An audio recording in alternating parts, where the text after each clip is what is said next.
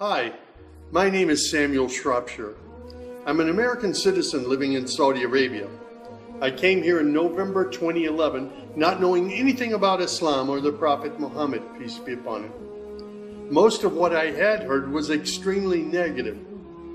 In America, our news channels boosted their own-air ratings by regularly sensationalizing breaking news of terrorism. Every 30 minutes, one witnessed horrific scenes of bombings and bloodshed and murder, often one Muslim group fighting against another Muslim group. As killings and beheadings took place, there were always the shouts of Allahu Akbar, Allahu Akbar, God is great. Allahu Akbar, Allahu Akbar.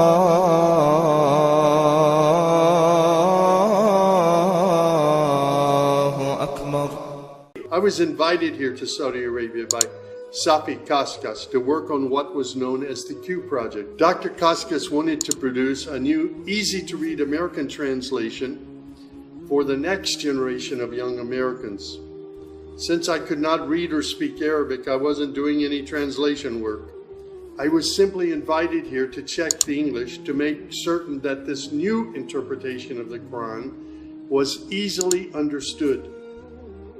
My work, of course, required that I read the Quran over and over again. Well, as you can imagine, having no knowledge of Islam, I had hundreds and hundreds of questions.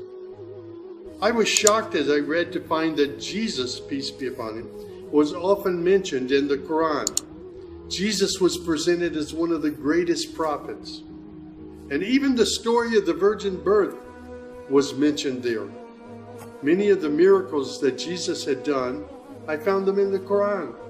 There were even a couple of Jesus miracles mentioned in the Quran that were not mentioned in the Bible. Evenings were mostly spent alone in a bedroom that had been set up for me in Dr. Safi's office.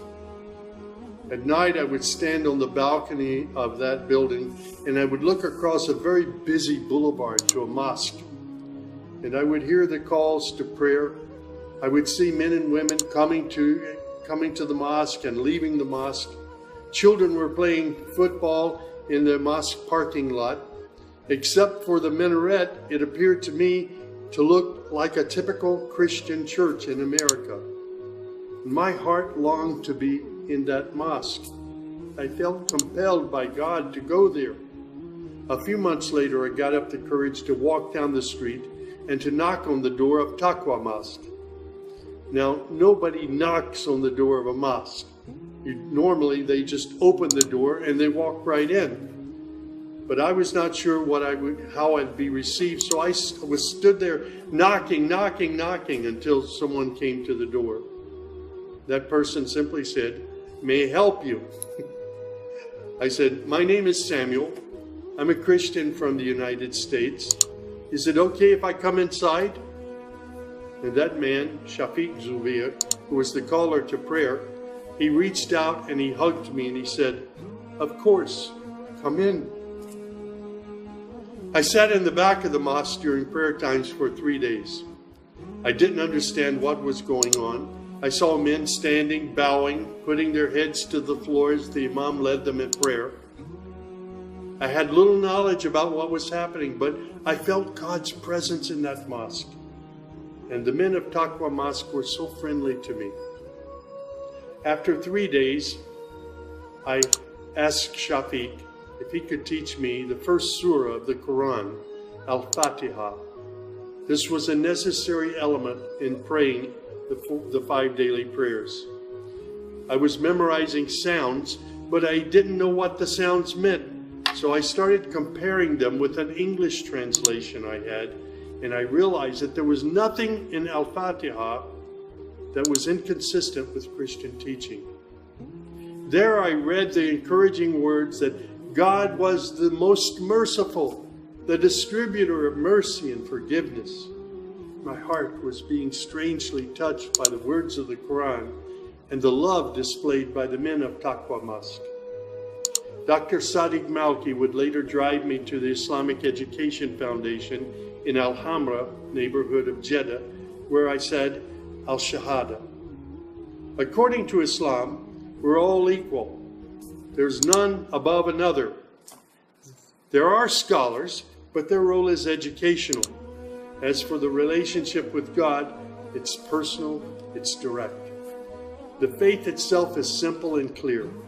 It's summed up in just 6 points. There is one true God who is unlike any other being. He is neither born, nor does he give birth. He has neither spouse nor offspring. Nothing is comparable to him. He's all-powerful. He knows everything perfectly. He is the most merciful.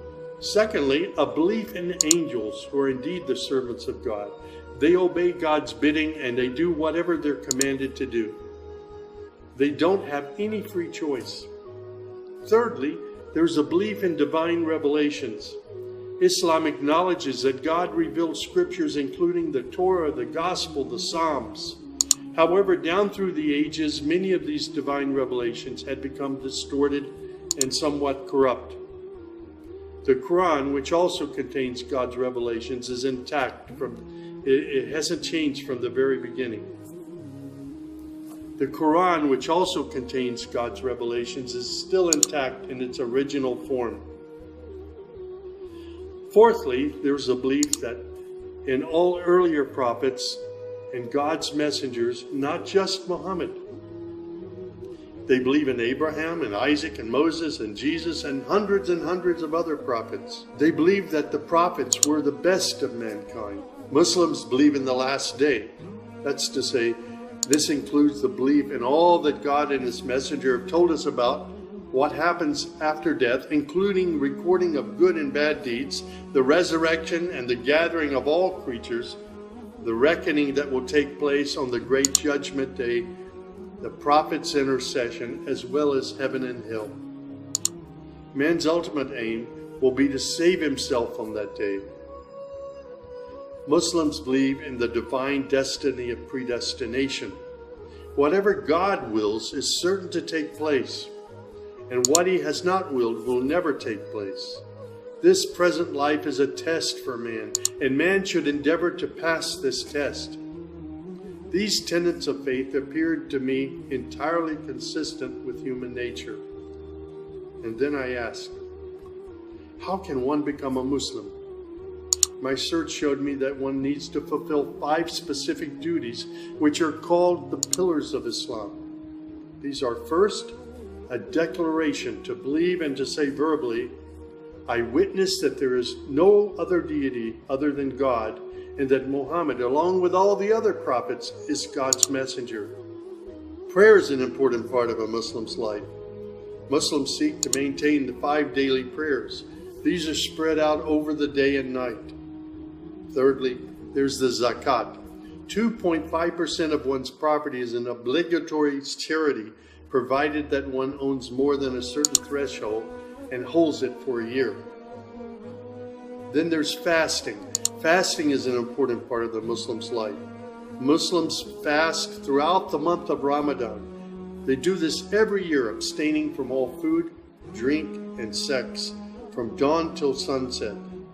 One must also refrain from futile arguments and quarrels and forbidden things. The month provides a unique spiritual uplift for all Muslims. Then there is the pilgrimage or Hajj. This is performed in Mecca and its surrounding areas. It's a duty to fulfill this pilgrimage once during one's lifetime, provided that one is physically and financially capable of doing so. People often ask me, Sam, how did you become a Muslim? In the church was a library, and in that library were children's books. One of the books my mother got over and over again was called The God of Abraham. In that book were beautiful color photos of camels and deserts. She would read me the story of Abraham, how he was commanded by God to leave his mother and father because they were worshiping idols. She would pause and she would say, Sammy, you always have to pray to the God of Abraham. There is only one true God, the God of Abraham. My commitment to God has been strong and enduring since my younger years. And now I have found absolute peace in Islam, in a faith that I once thought was hostile. I found friendship and hope amongst a fraternity of other Muslim brothers and sisters. I have found a family of believers.